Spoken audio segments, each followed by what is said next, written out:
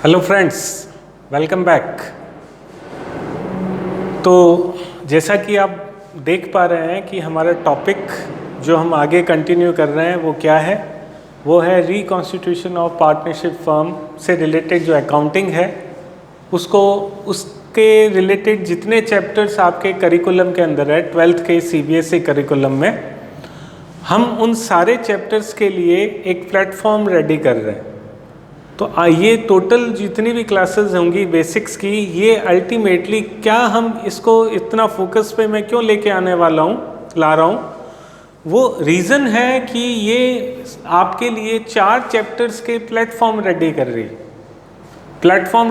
चारों चैप्टर्स के लिए कॉमन प्लेटफॉर्म रेडी कर रही है। 4 चैप्टर आपकी बुक में, कोई भी बुक अगर राइटर्स की, अगर आप 12th बोर्ड पे CBSE की अगर हैं, तो जिसमें एडमिशन का of new partner, retirement and death वाला चैप्टर और एक change in profit sharing ratio, ये जो तीनों चैप्टर्स हैं, इन तीनों चैप्टर्स का हम एक प्लेटफॉर्म इन बेसिक्स क्लास के अंदर तैयार कर रहा हूँ।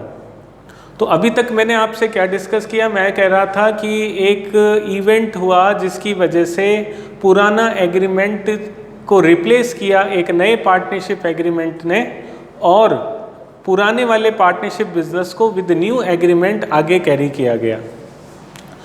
तो मैं आप लोगों से डिस्कस कर रहा था कि भाई वो जो ओल्ड पार्टनरशिप एग्रीमेंट में जो ओल्ड रेशो थे, अब वो नए पार्टनरशिप एग्रीमेंट में नए रेशो बन जाएंगे। अब ये जो चेंज हुआ ओल्ड से नए रेशो के अंदर, ये जो चेंज है ये 2 तरह के रेशो को जन्म देता है। ये पीछे रूट में है, नए रेशो के रूट के अंदर है सैक्रिफाइस रेशो। सैक्रिफाइस ही गेन को जन्म देता है। इसका मतलब क्या हुआ कि अगर किसी पार्टनरशिप एग्रीमेंट में, पुराने में किसी पार्टनर का जो रेशो था, वो नए पार्टनरशिप एग्रीमेंट में अगर उसमें इंक्रीज हो रहा है, तब हम कहेंगे कि ये पार्टनर ने due to change in profit sharing ratio उसने प्रॉफिट या फिर गेन जनरेट किया, गेन उसको जनरेट हुआ। इसी तरह से अगर किसी पार्टनर का प्रॉफिट में शेयर घट रहा है, तो हम कहेंगे कि भैया इसने तो सेक्रीफाइस किया है ड्यू टू चेंज। तो हमने एडमिशन और रिटायरमेंट के केस में ये गेन और सेक्रीफाइस किसको कैसे हो सकता है वो डिस्कस किया। अब ये जो टॉपिक है डेथ का, तो इस डेथ के टॉपिक में कुछ भी नया नहीं है।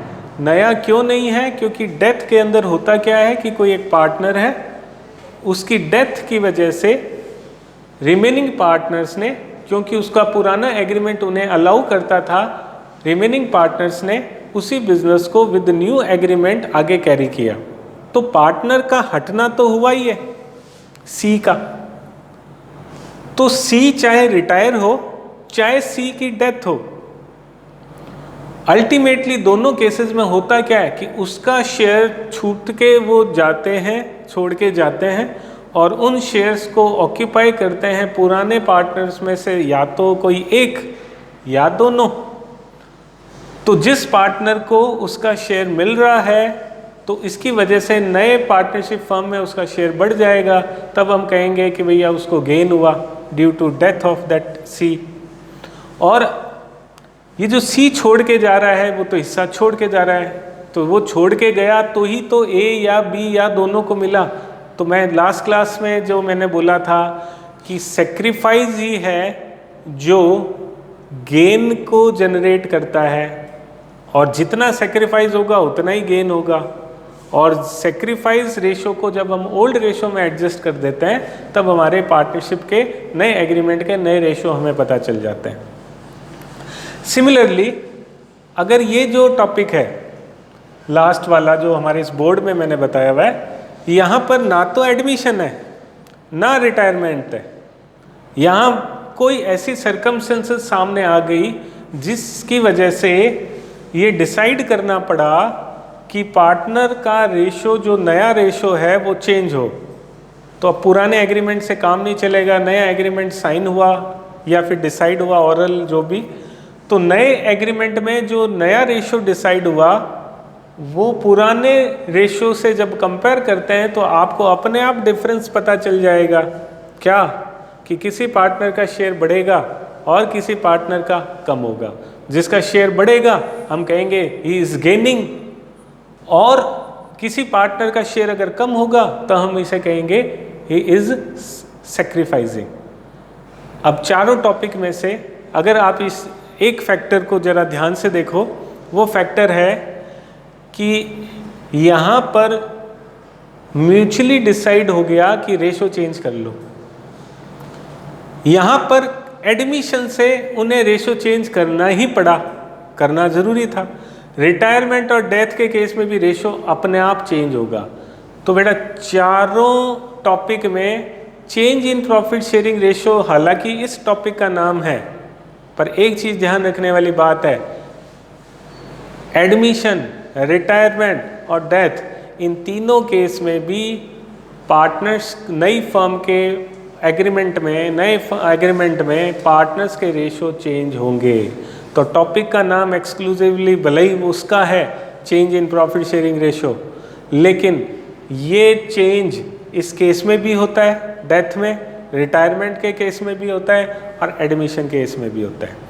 तो नटशल दो चीज़ें आपसे डिस्कस करी कि चेंज की वजह से ओल्ड एग्रीमेंट में के कारण नया एग्रीमेंट बना, ओल्ड एग्रीमेंट से नया एग्रीमेंट बना।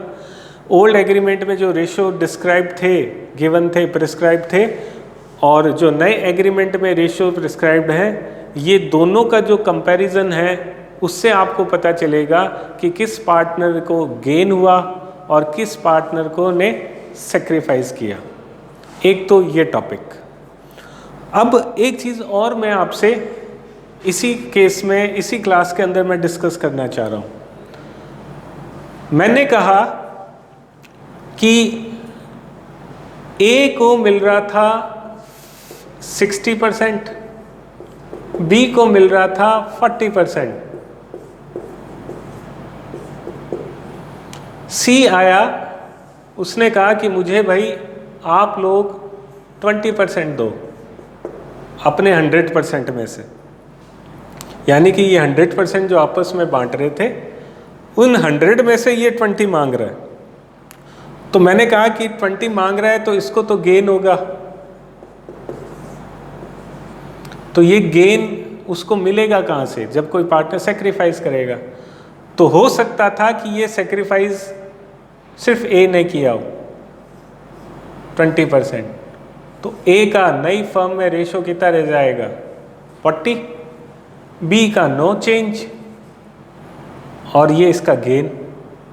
तो अब देखो ए ने छोड़ा हिस्सा तो ए का सेक्रीफाइस हुआ, वो सेम 20% सी का गेन बन गया और बी का कोई रेशो चेंज नहीं हुआ। तो इनका आपस में रेशो क्या रहा नया 40 40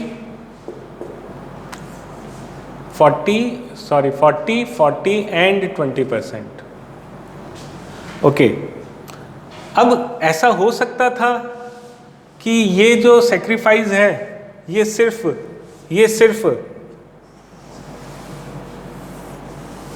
बी करता, ए नहीं करता, ये भी पॉसिबल था।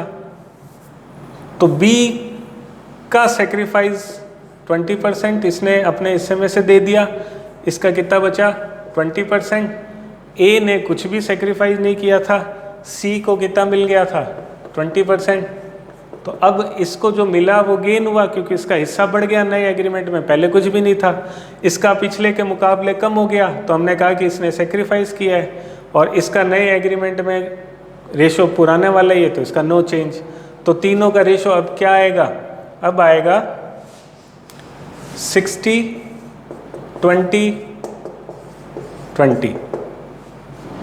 यानी कि अगर इस रेशो को मैं यहाँ पर लिखूँ तो 60%, 20% और 20%। अब इसी चीज़ को थोड़ा सा और एडवांस लेवल पे लेकर के जा रहा हूँ। एडवांस लेवल क्या है कि दो पार्टनर 60 और 40% में थे, 20% वो बोल रहा है कि अपने 100% में से मुझे दे दो। तो ए और बी और सी, ए बी और सी, तो बच्चों को 95% क्वेश्चंस में ये देखने को मिलेगा, या 90% क्वेश्चंस में ये देखने को मिलेगा कि सी को हिस्सा दोनों से मिल रहा है। तो हम ये प्रिज्यूम करेंगे कि ये सेक्रीफाइस इसने भी किया, इसने भी किया, इसको क्या हुआ, गेन हुआ। 7 या 8% क्वेश्चंस में देखना, रेयर केसेस यानी कि ऐसा होगा कि सेक्रीफाइस है वो ए और बी में से कोई एक कर रहा है, या तो ये कर रहा है या फिर ये कर रहा है पूरा का पूरा। तो या तो ए का सेक्रीफाइस हो रहा है या बी का सेक्रीफाइस हो रहा है। तो बच्चे ये समझने लगते हैं, स्टूडेंट्स ये समझने लगते हैं, वो ये रटने लगते हैं कि सेक्रीफाइस हमेशा ओल्ड पार्टनर करते हैं और गेन किसको होता है, नए वाले पार्टनर को। नया आएगा तो उसको गेन है। बच्चे ये समझने लगते हैं कि ओल्ड वाले को तो हमेशा सेक्रीफाइस ही हो रहा है, या तो दोनों कर रहे हैं या दोनों में से एक कर रहा है। पर बेटा 1-2 क्वेश्चंस आपके सारी टेक्स्ट बुक्स में ऐसे मिलेंगे जिसमें इसको थोड़ा सा डाइवर्ट किया हुआ है। अब उसका ज़रा एग्जाम्पल देखिएगा। उसका एग्जाम्पल क्या है? एग्जाम्पल है कि मान लीजिए कि ए का रेशो जो 60% था, बी का 40% था, नए रेशो डिसाइड हुए, तो ए, बी और सी कितने के लिए आ रहा था? हम पहले मान के चल रहे थे 20% के लिए। अब मैं ये मान रहा हूं कि ये सी ने शेयर लिया किससे? ए से। तो 60 में से 20 चला गया 40। बी का शेयर कितना था? बी का शेयर था पहले 40, पर अब बी भी अड़ गया। बी ने कहा कि भाई मैं अब नई फर्म में 40% से काम नहीं चलेगा, मुझे मुझे मान लो 50% शेयर चाहिए। यानी कि नई फर्म में बी का जो रेशो था वो 40 के मुकाबले 10 बढ़ करके कितना हो गया? 50 हो गया। अब क्वेश्चन ये है कि परसेंटेज तो ओवरऑल 100 रहना है, बी तो बैठ गया 20, सी बैठ गया 20% के लिए। अब रिमेनिंग कितना रहा? 20, 100 में से 20 लेस करो तो 80%। बी ने कहा मुझे 50 चाहिए 80 में से, तो ए के लिए कितना बच गया? ए के लिए बच गया 30%, यानी कि उसने 10% और छोड़े और उसका कितना परसेंट हो गया? उसका हो गया 30%। तो अब जरा बेटा इस क्वेश्चन को गौर से देख करके कंपेयर करो, ओल्ड रेशो को नए रेशो से कंपेयर करो। क्या सी को पहले कुछ मिल रहा था? तो क्वेश्चन था नो, तो सी को क्या हुआ? गेन। बी का पहले क्या, ए का पहले क्या रेशो था? ए का रेशो था 60, अब कितना हो गया? 30, रिड्यूस हो गया। तो हमने कहा इसने सेक्रीफाइस किया कितने का? 30 का। लेकिन एक चीज़ देख रहे हो, सी को गेन 20 का हुआ है और ए ने सेक्रीफाइस किया 30 का, तो ए का एक्स्ट्रा 10% किसको फॉर मूव हुआ था? बी को। तो बी के केस में पहले था उसका कितना रेशो? 40 का, अब वो कितना मांग रहा है? 50, तो यहाँ उसको गेन हो रहा है कितना? 10%। बस यही एक रेयर टू रेयरेस्ट केस है, तो जिसे आपको समझना है, बस दिमाग में रटना नहीं है कि ओल्ड पार्टनर को हमेशा सेक्रीफाइस होता है और नए पार्टनर को गेन होता है। कुछ केसेस में हो सकता है पुराने पार्टनर का नई फर्म में रेशो बढ़ जाए तो वो नए पार्टनर के साथ साथ वो भी गेनिंग के पोजीशन में चला जाएगा। Thank you.